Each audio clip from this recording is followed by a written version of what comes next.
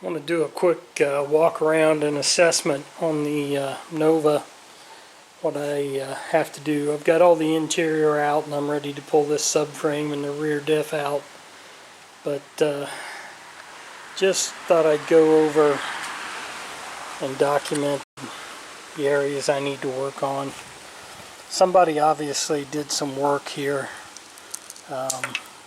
Trying to seal some leaks, but I haven't found where the water was actually getting inside. You can see this cowl panel is in pretty decent shape.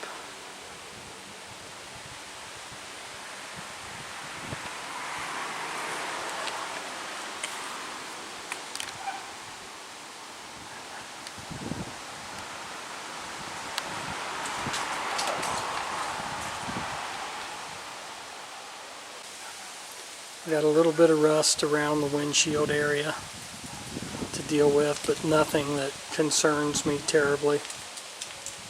The dash is in good shape.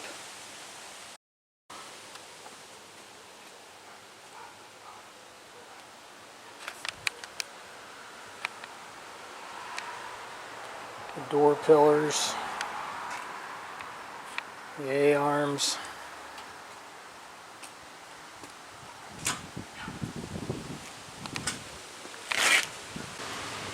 I have a little bit of rust right here that I'm going to have to deal with. I will probably just sandblast that to see how far it goes and cut out and fabricate my own patch for that.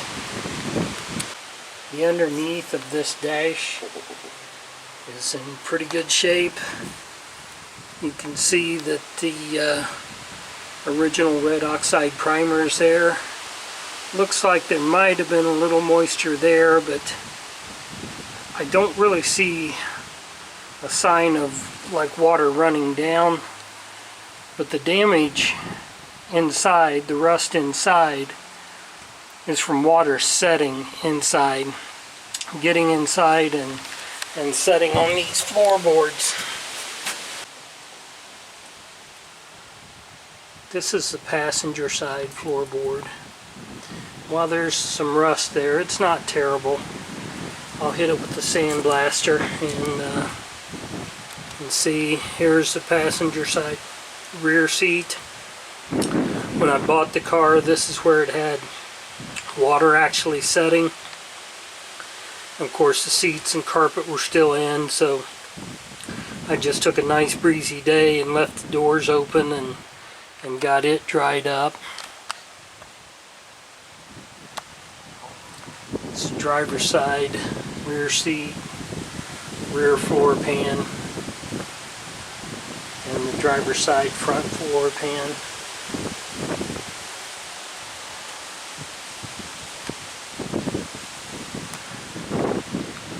I did find several mouse nests in this when I was taking it apart, and even a few mouse skeletons, but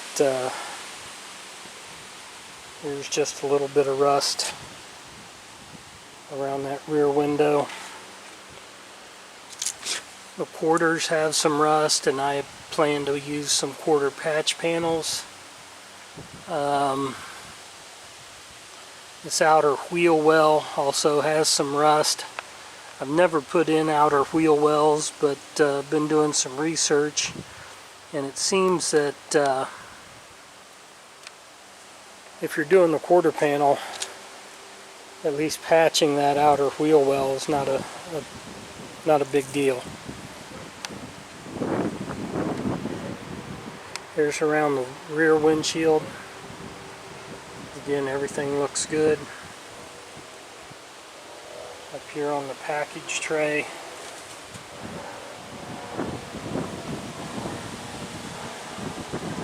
I do have some rust around this drip rail on the trunk, but it seems pretty much confined to the tail panel, and I already have a factory tail panel that came out of Arizona. Again, I don't know that I'm going to put in the whole tail panel. I think I may just patch in this drip rail because Other than that, that drip rail and the tail panel on this is not bad. My trunk, probably going to have to refilm this because of shadows.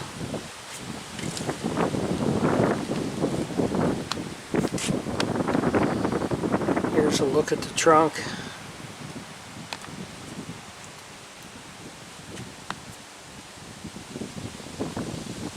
Again, we had some water laying in the trunk when I bought the car. There's a couple tiny little holes. There's a couple tiny little holes where the water was laying. But again, nothing that I think is significant. I will patch those. Driver's side, rear quarters may be a little worse than the passenger side.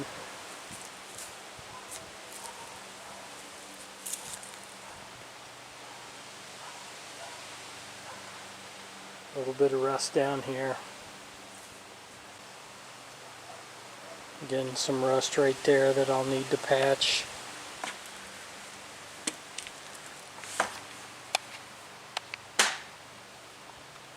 Tiny bit of rust right there. But overall, I'm very happy with what I've got to work with. If you go over to a channel called Shop 209 and take a look at his cars, he bought 5 cars, and look at what he's working with. He is way more ambitious and way more talented than I am. Again, I bought this car because this is what was available in my area. I paid $800 for this car as a roller, and just recently started tearing it down. I built my engine for it first. A little bit, that remains to be seen what that rust right there on the driver's floor pan is going to turn out to be.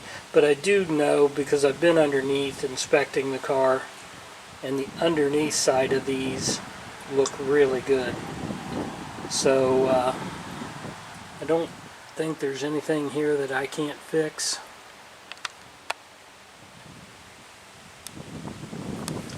This is my bracket for the to hold the steering column in.